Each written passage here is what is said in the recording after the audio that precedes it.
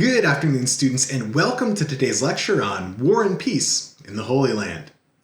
I'm your professor, Dr. Rob Steffen, and today we'll take a look at the effects of the formation of the modern state of Israel in that region. And as we'll see, there's been quite a mixed bag of results. On the one hand, you have a homeland for a group of people who had 2/3 of their population, nearly 6 million people, killed during the Holocaust. On the other hand, you have modern Palestinian populations who had been living there for generations, displaced to create that homeland. So it's certainly a complex situation. But that's all the more reason to study it. So let's go ahead and dive in to War and Peace in the Holy Land.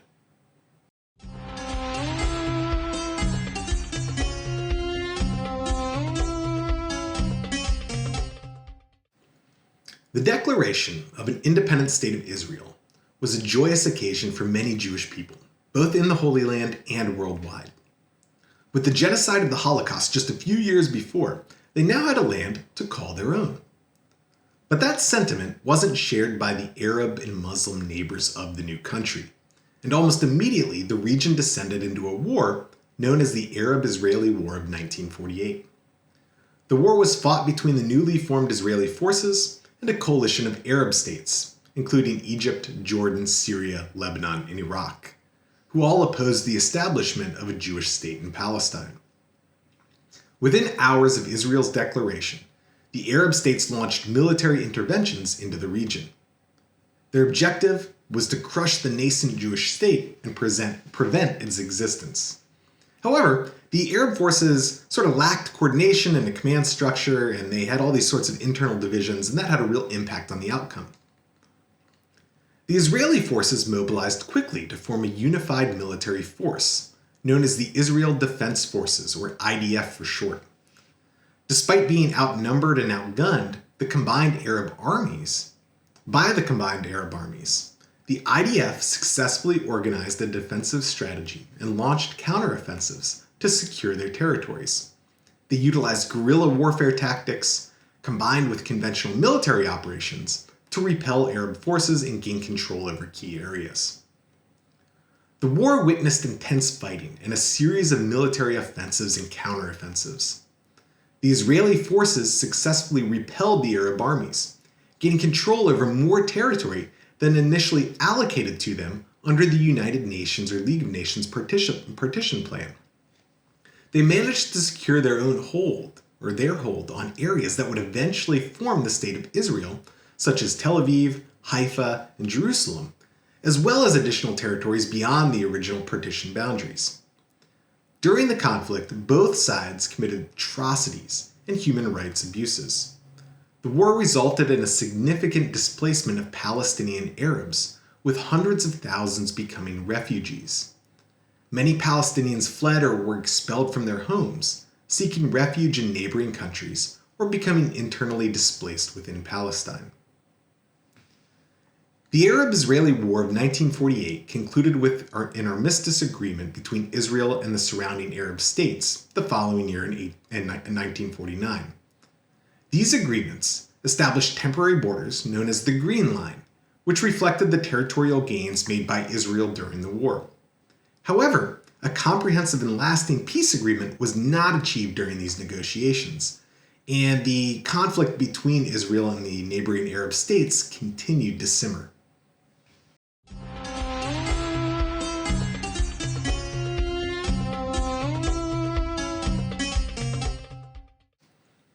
Despite the ceasefire at the end of the Arab-Israeli War of 1948, armed conflict between the Jewish state of Israel and the Muslim Palestinians in neighboring countries had all continued to escalate. So first, we have the Suez Crisis, which started less than a decade later. Now, the Suez Crisis erupted in 1956 when the Egyptian president Gamal Abdel Nasser nationalized the Suez Canal, a vital waterway controlled by the Suez Canal Company, which was primarily owned by British and French shareholders. In response, Israel, with the secret support of France and Britain, launched a military invasion of Egypt. The subsequent conflict involved the Israeli Defense Forces, or the IDF, swiftly advancing through the Sinai Peninsula. However, international pressure, especially from the US and the Soviet Union at the time, forced the withdrawal of the invading forces. The Suez Crisis highlighted the changing dynamics in the region, including the emergence of Arab nationalism and the declining influence of former colonial powers. But they also highlighted the strength of the new Israeli army. Another decade later, we get what's known as the Six-Day War, and this is an important one. It took place in the June of 1967, and it was a conflict between Israel and the neighboring countries of Egypt, Jordan, and Syria. Tensions had been growing for years, with Arab nations threatening Israel's existence and putting troops along its borders. In response to the perceived threats and a naval blockade by Egypt, Israel launched a preemptive strike, targeting Egyptian airfields. The IDF quickly gained air superiority and launched a coordinated ground offensive, capturing the Sinai Peninsula from Egypt. It captured the Western Bank from Jordan, and it captured the Golan Heights from Syria. The war resulted in a decisive Israeli victory, expanding its territorial control significantly. The Six-Day War reshaped the regional balance of power, with Israel gaining control over territories that would become major points of contention in future negotiations. It also intensified the Palestinian refugee problem, as hundreds of thousands of Palestinians were displaced as a result of the war. Then, only 6 years later, we have the Yom Kippur War, also known as the October War, which occurred in 1973. It was launched by Egypt and Syria on the Jewish holy day of Yom Kippur, with the objective of regaining the territory that they lost to Israel during the Six-Day War. The surprise attack initially caught Israel off guard, and Arab forces made significant gains. However, Israel regrouped quickly. They remobilized and they launched a counteroffensive. The war witnessed intense and prolonged battles on multiple fronts, with heavy casualties on both sides. The conflict ultimately resulted in a ceasefire, with Israel maintaining control over the Sinai Peninsula and the Golan Heights. Now, taken together, these three wars collectively reshaped the geopolitical landscape of the Middle East and the Holy Land, affecting borders, refugee populations, and the dynamics of Israeli-Arab relations, while also serving as a reminder of the complex challenges and long-standing tensions in the region of the Holy Land.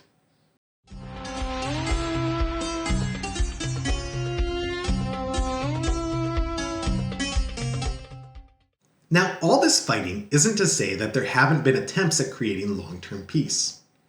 The Egypt-Israeli Peace Treaty, signed in 1979, marked a historic breakthrough in Israeli-Arab relations.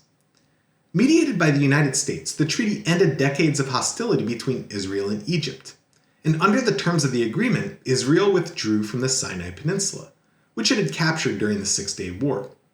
And in return, Egypt recognized Israel's right to exist. It established diplomatic relationships, and they pledged to maintain peace and security. About a decade later, in the 1990s, the Oslo Accords provided a framework for the Israeli-Palestinian peace negotiations. Secret negotiations in Oslo, Norway, led to the signing of the Oslo Accords in 1993. The agreements aimed to establish a process for Palestinian self-governance and a pathway to a final resolution of the Israeli-Palestinian conflict. The Oslo Accords resulted in the creation of the Palestinian Authority, or the PA, granting limited autonomy to Palestinians in certain areas of the West Bank and the Gaza Strip. Then we have the Camp David Summit, held in 2000, and this continued the struggle to resolve the Israeli-Palestinian conflicts. So again, under the mediation of the United States, the Israeli Prime Minister, Ehud Barak, and the Palestinian Authority President, Yasser Arafat, met at Camp David, or the Camp David Presidential Retreat. The summit aimed to address the core issues of the conflict, including borders, the rights to Jerusalem, refugees, and settlements. Despite these intense negotiations, though, the summit ended without a final agreement, and in fact, it actually led to a period of increased violence and escalation in the Israeli-Palestinian conflict. Next, we have the Annapolis Conference, which was convened in 2007, and that sought to revive these peace talks between Israel and Palestine. It was again hosted by the United States, and the conference brought together the Israeli Prime Minister, Ehud Olmert, and the Palestinian Authority President, Mahmoud Abbas. The goal was to re-engage in negotiations and work towards a final peace agreement. While the conference created an atmosphere of dialogue, the peace process faced numerous obstacles, including ongoing violence, political instability, and disagreements over key issues that just couldn't be resolved. So despite the efforts made at Annapolis, a comprehensive peace agreement remained elusive. So, attempts have been made, and most have failed. The Israeli-Palestinian conflict is rooted in deep-seated historical, political, and territorial disputes. Efforts to achieve a durable peace have been hindered by issues such as the status of the city of Jerusalem, of Israeli settlements in Palestinian areas, of borders, of Palestinian refugees, and of security concerns. And on top of all that, the rise of extremist groups, internal divisions, and geopolitical dynamics in the region have further complicated the peace process.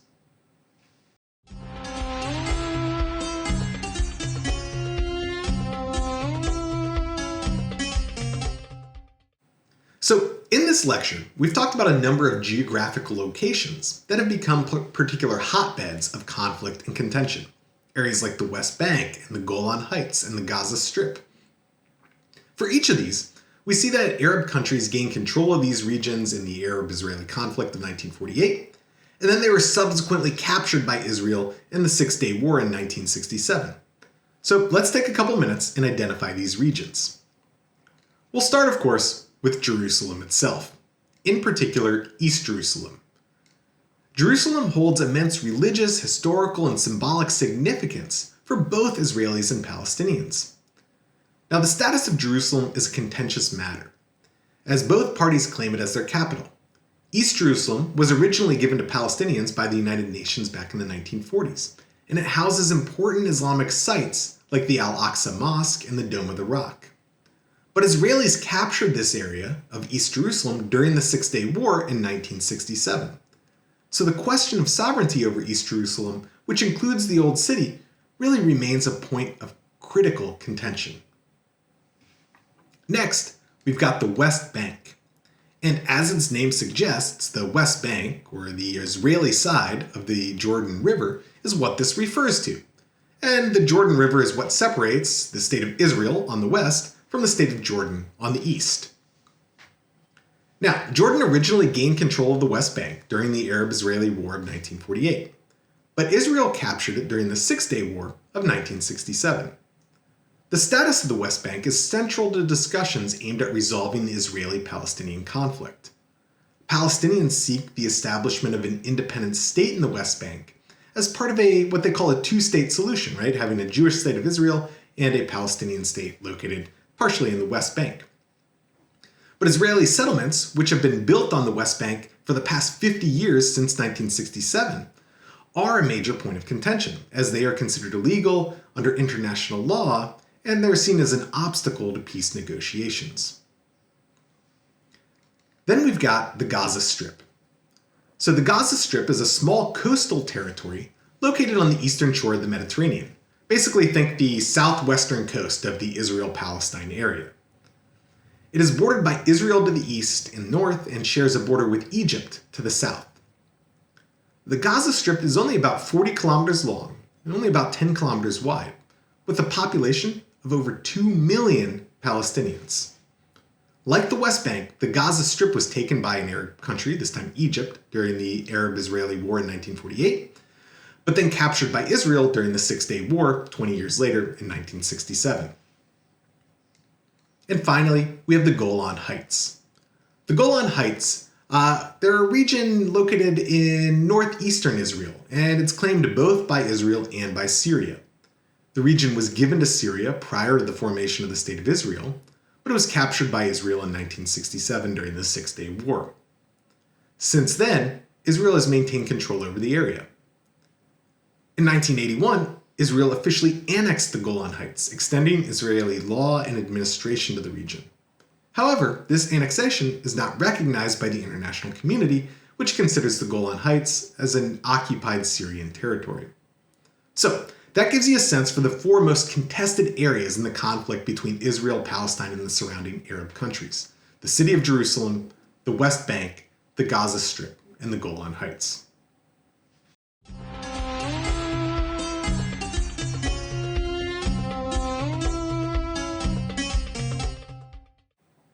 Now, the state of affairs between Israel and Palestine hasn't become any less complex in the last 15 years. And there have been areas of progress and growth, but also times of fighting and conflict. Essentially, these groups are fighting about who gets to rule the area. So, many Israelis want a one-state solution. That is, they want Israel to rule the entire region, and Palestinians to live within that Israeli state. Many Palestinians want what they call a two-state solution, and that's to carve out areas like East Jerusalem, the West Bank, and the Gaza Strip as a Palestinian state, right? And allow Palestinian populations to live in those areas, to create their own government, to make their own laws, to rule their own people.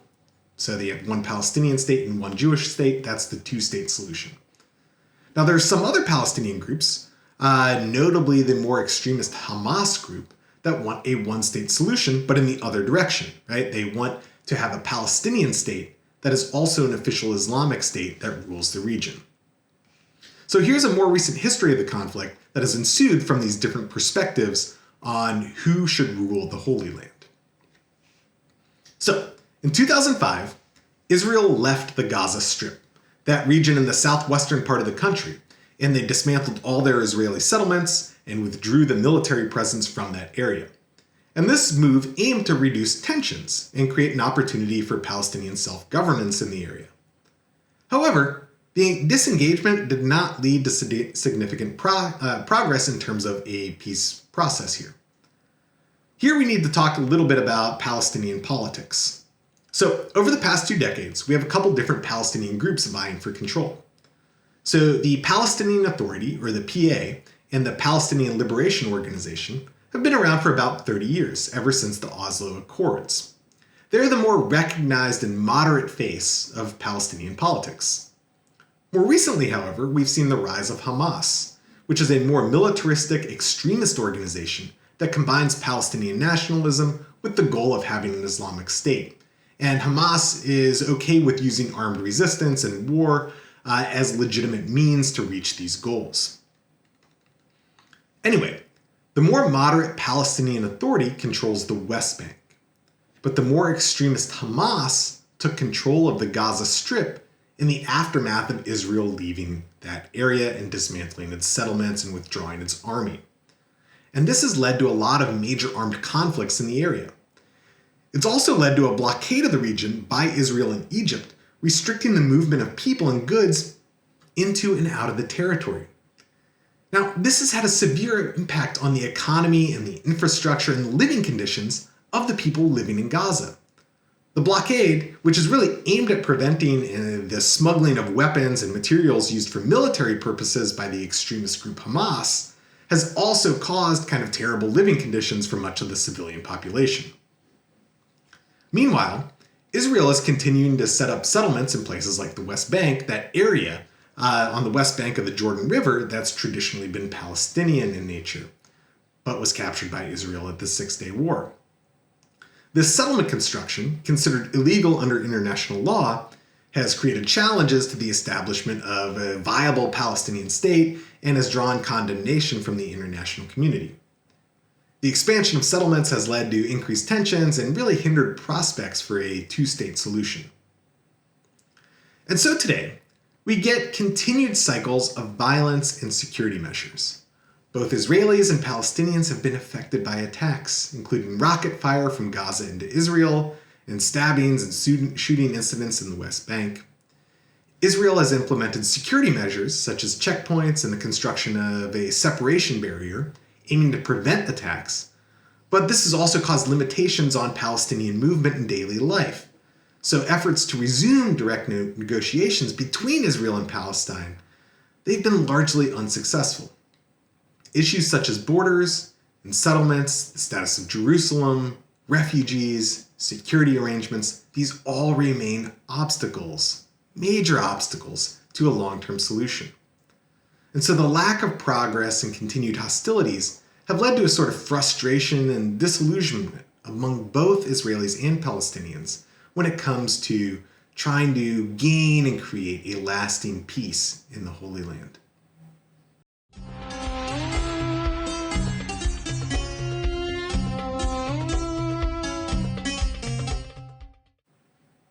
And so, what the future holds for Israel and Palestine is really anyone's guess.